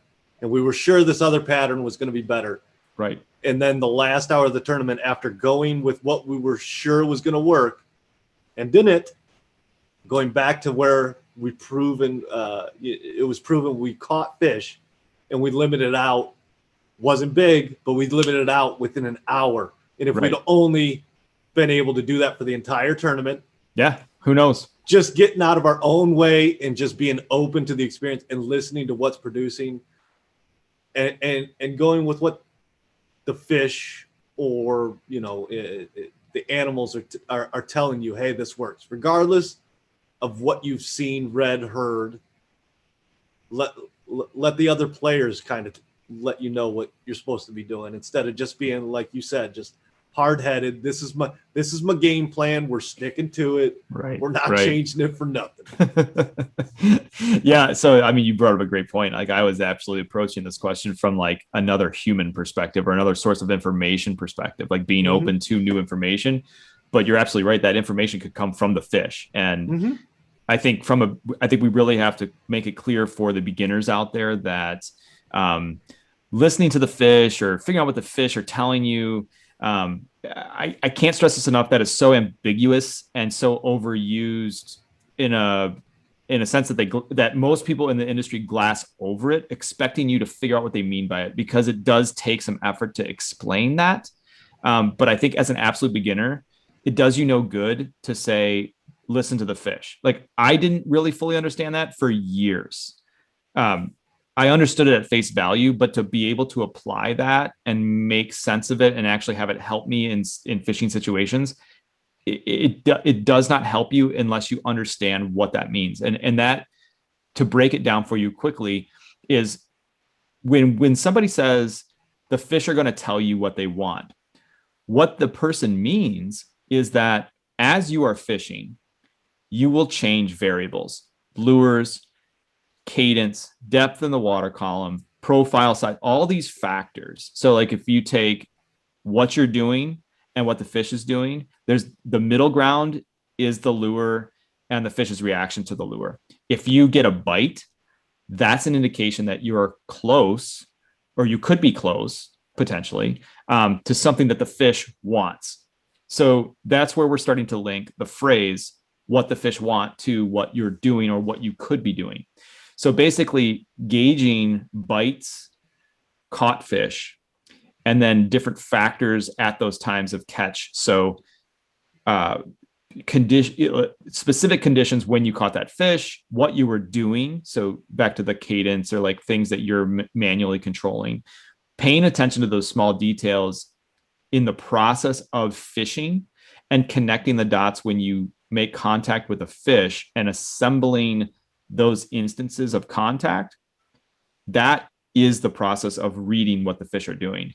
And most people aren't going to take that 5 minutes to explain that. But without that piece of the puzzle, it is an absolute filler of a statement. It's so ambiguous to a beginner. It's almost like a waste of time to say it, because it will not benefit them to hear that. Yeah. And you know what I mean? And as an example of what that is let's say you got in your head, these fish are going to be holding on docks. We're going to flip docks with a jig. And so what you're doing by flipping a jig is you're casting it, trying to get it under the dock, and you're expecting the fish to hit that jig while it's falling to the bottom. And it doesn't happen. And then instead of just slowly working your bait back, you burn your bait, as in you reel your bait after it hits the bottom. You reel your jig in as fast as you could. Right. And when you're doing that, that lure gets smashed. Those fish are telling you they don't want to see your lure falling to the bottom. They want to see your lure burning. They probably don't want to see it at all. They just want to feel it. And that's it. And so you change what you were doing. You were trying to fish slow. That's maybe not what they want. Switch it up and see if you can get more action because of what that one fish told you. Right. And if it doesn't work, then maybe it's an exception. Maybe it's just a random event, and that happens. So like, don't chalk it up like every single fish resets your pattern. Right. You really need more than one encounter to call it a pattern, but that's the process. You start with one and you repeat the process. Yeah. And that's how you build a pattern. So we're tying in two concepts that are very ambiguous to beginner, take a little bit more time to explain, but once you understand and connect the dots on those two phrases, you will get progressively better exponentially. Like, very valuable information with the right explanation. Mm-hmm. Yeah, it's for those people, it's basically like fishing can be summed up as in basically you're trying to be the best player at a game of Clue. You're trying to put all the little. It's active problem solving. Yeah. Is it Miss Plum in the ballroom with the candlestick? You're trying to eliminate all the other things to get to that. This is it. This is the winner. Nobody said candlestick. Must be the candlestick. Now I just can figure out what room it's in. So, Alex, do you have anything to add on that? I don't think I do. From fishing, you guys were pretty thorough with that. I think looking at the the listener or the user submitted question there, I kind of took it definitely the human aspect. I was going to go to hunting with it. So in terms of learning from folks, differing opinions and learning from meeting folks, just chance encounters with folks, hunters and fishermen and outdoors people in general are usually good folks. So you can't take that to the bank all the time, but in general, that's a rule of thumb. So if you're out there in the woods, especially as a beginner hunter, I'm not saying you see another hunter out there and you just track them down. I'm not saying you need to hunt them down for information. You want to walk right up to their tree stand in the open field and say, "Hey, bud, how you doing? How's the deer today? Which way is the deer?" Right. Don't be that person. Don't do that. Yeah. What I'm saying is if you happen to park at a parking area and it's the only parking area for a public land, we'll say it's a public land space with one parking area, someone else pulls up at the same area. Etiquette could tell you, if you're a hunter, to give that person room. And as you're walking in, talk about where you're planning to hunt, what you're going after, what you're using to hunt. Really, it helps to get as much information shared between the two of you as possible. And this isn't just in this particular instance, but this is a time where it definitely pays to talk to somebody, especially as a beginner. So if you don't know what you're doing, and as long as you're being safe about it, as Dustin mentioned about with the PFDs and fishing, but with hunting in particular, safety is key. The harvest and the experience are side effects, or they're subsidiary in importance to safety. So make sure you get there and get home safely and everyone has a good time. So assuming you're practicing all the appropriate safety protocols, and you're a beginner, you don't know what to do and what to go after, talk to this other person. So they may just shirk you off and send you in a direction that's not helpful. But 9 times out of 10, they're going to say, "Oh yeah, I've hunted here X number of times. I've done well here and here in the past. I'm planning on hunting today here based on these conditions. And I don't know, I'm hunting for 6 hours or so." So it doesn't help to be antisocial in those situations. So if you're a beginner starting out and you're not being rude or you're not being unsafe, it doesn't hurt to talk to other hunters. Nail on the head. Yeah, and if you're going after something, obviously deer not so much, but if you're doing small game, upland birds, something like that, a lot of times it helps to hunt with that person. And if they may tell you to just tag along, anything with a dog. I mean, they may want the dog worked. I had that happen this year where we were pulling in to check in on a public land for squirrel, and a dude had his kennels in the back, and I asked him, if he was going for pheasant, and he said, "No, I'm going for squirrel," and he had some mountain curs, and I said, "Oh wow, I've never hunted mountain cur with squirrel with dogs. Do you what plot are you hunting on, and I'll stay out of there?" And he was like, "No, don't stay out of there. Come with me." He's like, I got 2 dogs that I need to work out, and 2 shooters is better than 1 because, people who do squirrels a lot of times just play ring around the rosy on a tree. If you get them up a tree that they don't have a home in, and basically any side you go to, they'll just scurry around to just be on the opposite side of the tree. So you need more than 1 hunter. So I ended up just in a chance encounter asking about his dogs and what he was going for. I ended up having a great squirrel hunt. We got 6 squirrels within an hour and covered a ton of land. And it was just fun watching dogs work again. Right. So, and Alex, back to your point, I think you can go a step further and say that as a beginner, it is in your best interest for safety to have that conversation, because you want the other person to know where you're at, and vice versa, especially for gun safety, but even for bow. I mean, hunting specifically is a little different beast than fishing. So could you just waddle your way through fishing? Yeah. If you're going to play, kind of the unspoken rule and give people their space, and don't encroach, like, you're not going to go out and ruin somebody's day of fishing or harm them by fishing somewhere accidentally that they were supposed to fish. But with hunting, you may not see the other person. You're a beginner. You don't know what you're doing. I mean, there's a lot of bad stuff that can happen with firearms and bows in the woods, obstructive views and whatnot. Having that conversation is a safety mechanism, especially when you're starting out. And it doesn't matter what you're hunting. Go talk to somebody else in the parking lot at the same time, just to say, hey, I'm going to be over here. So they know where you're at.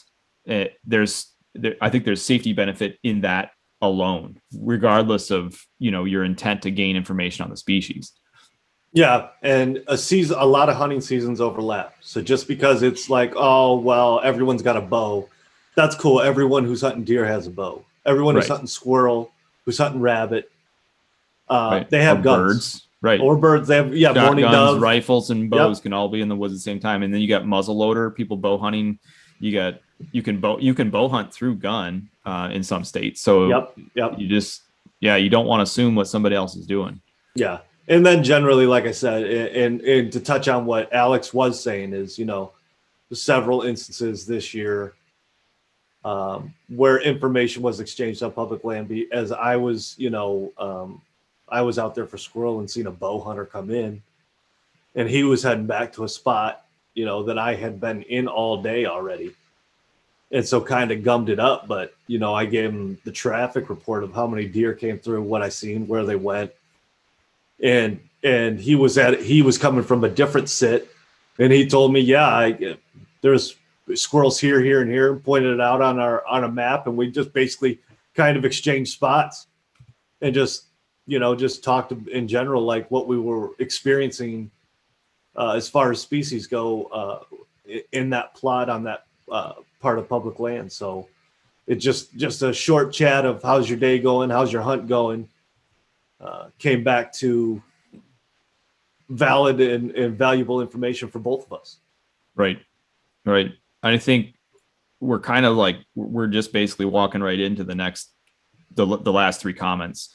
I think this ties perfectly into practicing with your firearm. One of the comments was with the bow, but I think that goes for anything you're doing. So whether it's fishing, hunting, if you're new to it, practice.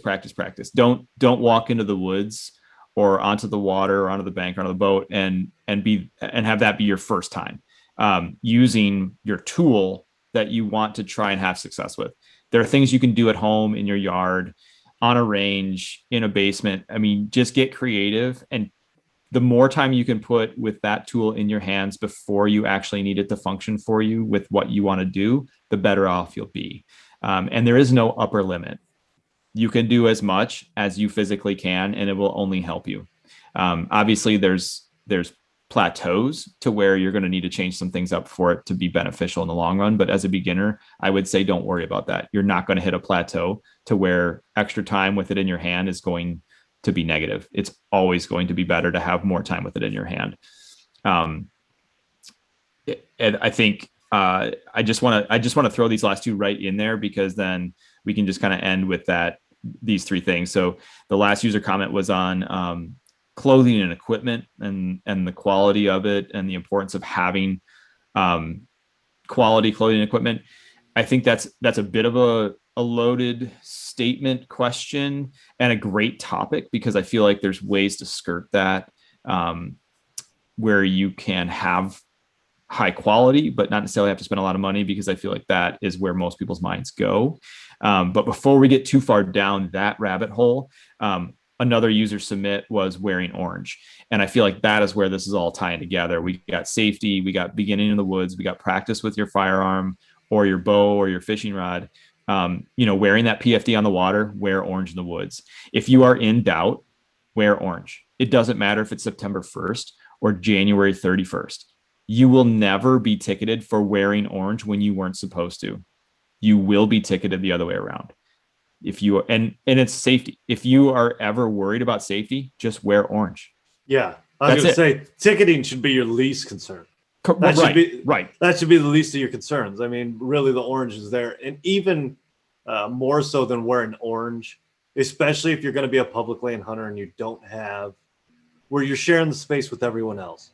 You don't, we touched on how great outdoorsmen are and how personal they are, but you would be lying if there isn't that subsect who doesn't necessarily follow the rules, doesn't follow common sense and safety. So like if I'm leaving, I'm going to follow a normal trail that is leaving the woods. Leaving the woods. Yep. I'm not going to cut through anything.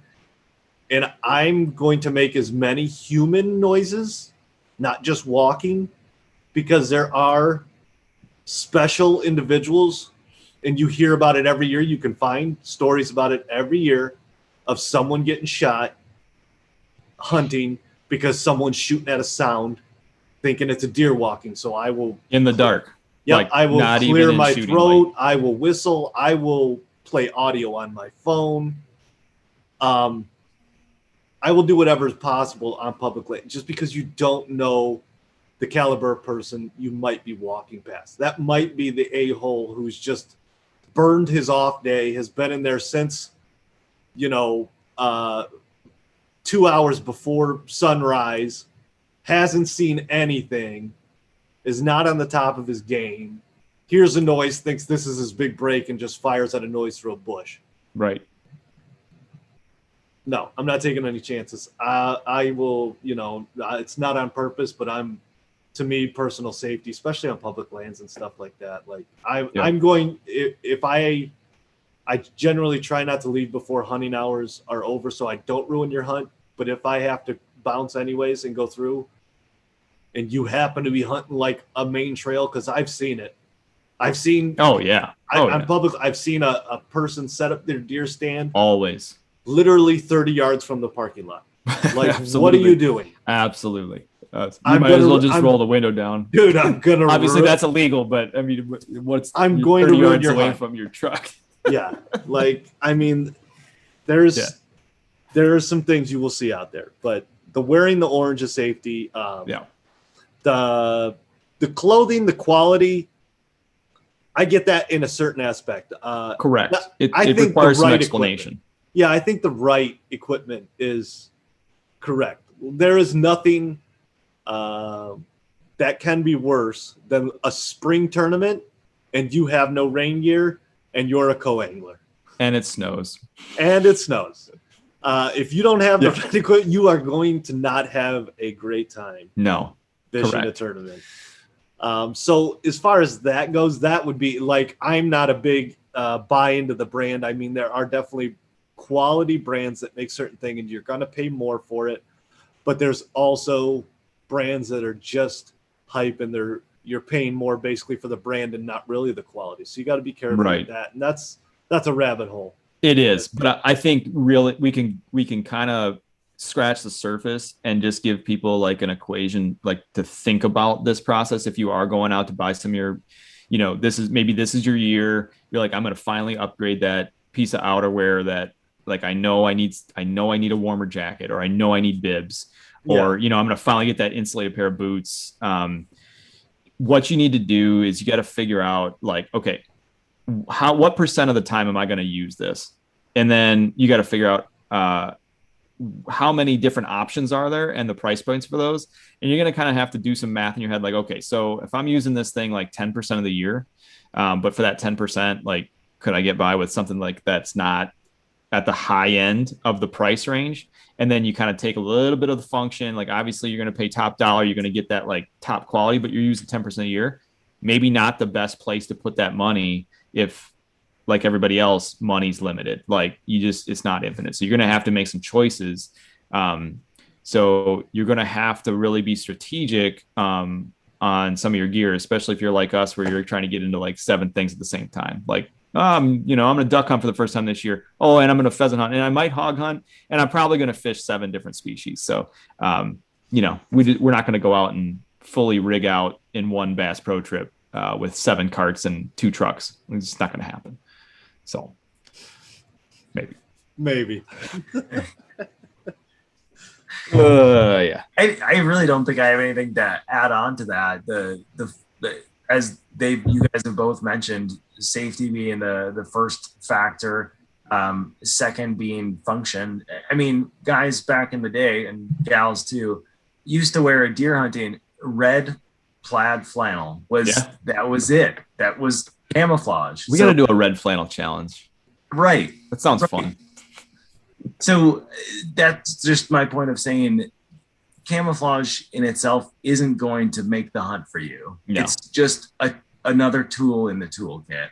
To the other user submitted question about practice, and Dustin absolutely hit the nail on the head with the more time you can practice, the better, and not just in one facet. So that user was specifically talking about using a bow.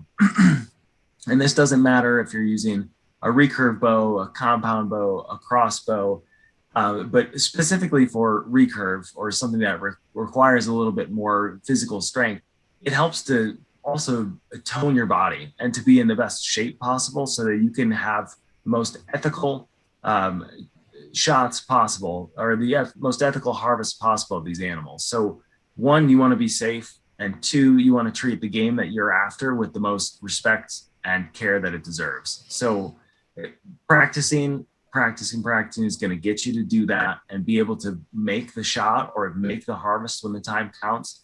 And the camouflage, the clothing is just going to get you that step closer. So those are the kind of the hierarchies I would choose: safety, and then ethical, responsible harvest. And then you get to the kind of tactical aspects of it. Yeah. Right. I will touch on that. Oh, go ahead. Just to touch on that is I specifically this year sat out bow season because I didn't get enough practice. And that speaks to what Alex was just talking about is, can I go draw a bow and fling an arrow out there? Yep. Is it ethical for me who hasn't been practicing? A perishable skill? No. Shooting with a bow, especially, and with a firearm, those are perishable skills. To what Alex was saying is, the aspect of hunting and kind of, reaching back and touching those roots of what humans are. It needs to come with the utmost respect for the animals and the nature and the sacrifice that they're making. And you need to do your part to make that sacrifice as painless and as quick as possible. And so if you're not practicing those perishable skills, then if you're responsible, you shouldn't be hunting. It needs to take dedication. Right. Especially with tools that not only can affect the animals, but can affect other humans if you're sloppy with your handling, or you're not just doing your due diligence with maintenance on the firearm or something like that. All those can affect people as well as the animals. Right. Yeah, excellent point. It's all about, and I shouldn't say it's all about, but it seems to me that if you're coming into hunting specifically as an adult, the ethical part of this is so entrenched. From most of my peers that I've talked to that are relatively new to hunting, for whatever reason, that somebody approaching it with an adult mind, an adult processor, if you will, it's way more common in somebody coming into it later in life to have that ethical aspect at the forefront of the experience and the reason that they're getting into it. And maybe that's just nowadays. I don't know like the reason behind it, but I'm definitely seeing that more and more with like talking to new people that are getting into it for the first time. And a lot of us have the same exact reason that we're doing it. And it's ethical, local meat harvest. And it's awesome. You know where it's coming from. And if you are doing your due diligence, yeah, it's ethical harvest. It's not mystery meat. So completely agree there. I do have to throw in a quick asterisk back, Alex, to what you're talking about with gear. I think we will do our part going forward to give all you listeners out there that are beginners or getting into hunting or fishing aspects. I feel like there are certain pieces of gear that are just hands down, like maybe not this year, but you will eventually have to have. And I'm specifically referring to retention of that activity, not necessarily safety or function, because like safety and function are obvious. Like there's something you're going to take care of if you're interested in doing the sport or that piece of hunting or fishing. But for example, to illustrate my point, when I started deer hunting, I had nothing. I had, a bargain pair of camo. I think they were camo pants. They weren't insulated. I had a coat that I think was technically camo. I might have borrowed it. I didn't have a chair. I had boots that weren't insulated, and I didn't have. I think I had a pair of wool socks, but they were like cross-country skiing socks, so they weren't like the super heavy-duty stuff. That was like mid-weight wool socks, but not merino. And my very first hunt in Wisconsin, I sat on the ground on a tree stump root. Not a stump, but on the actual roots themselves of the tree protruding from the ground. And I sat with my back against it for, I don't know, it felt like an eternity, but it probably was not that long because it was December. It was absolutely frigid. The ground was frozen. I had mice crawling in my boot and I was numb. I was like, this is like, who in their right mind would want to do this again, let alone the first time? I'm like, this is for the frickin' birds. I am out. This is the dumbest thing I've ever willingly done. And then I realized, oh, well, I'm sitting on a cold ground without the right warm weather gear. And it's a seasonality. Like I was ill prepared for my scenario. So I feel like that's where we can help you is you lay out the groundwork of I'm hunting in September for this species. Okay, well, you don't need to go buy a pair of 600 insulate pants. No, but if you're going to go late season bow hunting, like now in extended archery, yeah, you might want probably double that.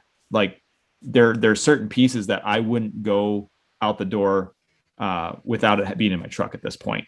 And I feel like that's kind of where maybe we can shed some light on the equipment quality thing is like, okay, so yeah, you might not have a lot of money, but I can tell you if you don't have this one piece, you're going to hate it probably until you do get it, or you're going to have to suffer and be okay with the suffer until you get it. Yeah. And I feel like that's valuable, whether you get the information or not, I mean, whether you get the product or not, knowing that is the case could keep you in the sport longer. Yeah. Yeah. Sometimes, yeah. If you can't afford it, then yeah, your only other option is to embrace the suck.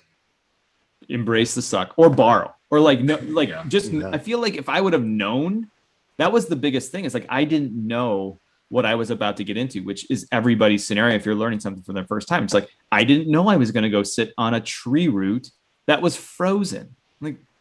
That's obvious. Like I would never have done that if I would have known that was the play. Like I would have brought a pillow from my couch before I would have done that. Like, right. It just doesn't make sense. But so I think the knowledge is helpful because then you can try and maybe you can pivot. Maybe you have time to pivot.